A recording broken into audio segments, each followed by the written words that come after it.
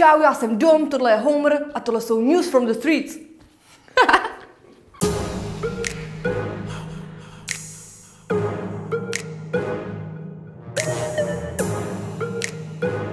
James Corden sparodoval Kanyeho Visual Fate. That's too much oil. No one needs that much oil. Do you mind, can you just maybe dialing it down just a little bit? Beta test Battlefield 1 bol spustený a bude trvať ešte zhruba týždeň. Gucci natočil další vizuál a to k písni Wrapped.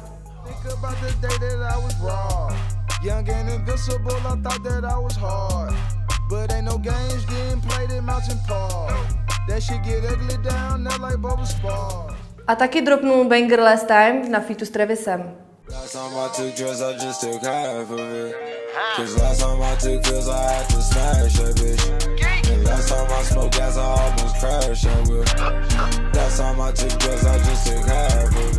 Chris Brown čelí ďalšiemu obvineniu, tentokrát žensku nezbil, ale mieril na ňu zbraňou. Je to proste gigolo jak na ženské. Cannabis včera v 9 ráno vypustil instrumentální teaser na track Ambiente.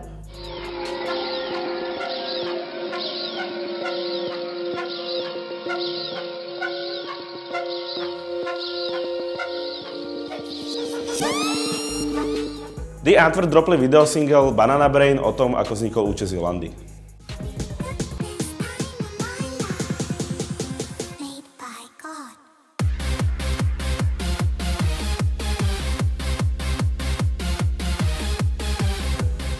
Drake na svojej tour v Miami vytiahol na stage Rihannu a Lil Wayna. V Queensu se dnes koná release nové kolekce od My Dear. Jeezy, 2 Chainz a Future zajebali hymnu na strip club Magic City.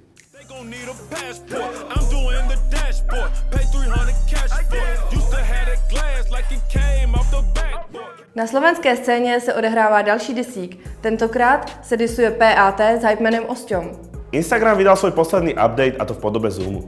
Rytmus nahrál soundtrack filmu Pírko a natočil i klip na tuto silnou skladbu. Jakú váhu mali sľuby, keď si volali, hneď po príchode takto pekne zavari. Z jeho telefónu ozýva sa halali, po celom meste hľada ho, chce to zabaliť. Nakonec ho nájde v stoke už bez nálady. V Amerike sa objavujú billboardy, ktoré dosť možno potvrdzujú kolaboráciu Kanyeho a Drakea. Tyler, the Creator, se dočká vlastní TV show. V novom diele Most Expensive Shit ochutnal 2 Chainz zlatý popcorn. What the fuck? So, Chainz. Single kernel. Salt. Gold. $5. Man, get the fuck out of here. People come in and pay $5 for this one kernel. Easy predstavil ďalší merch a to k Saint Pablo Tour.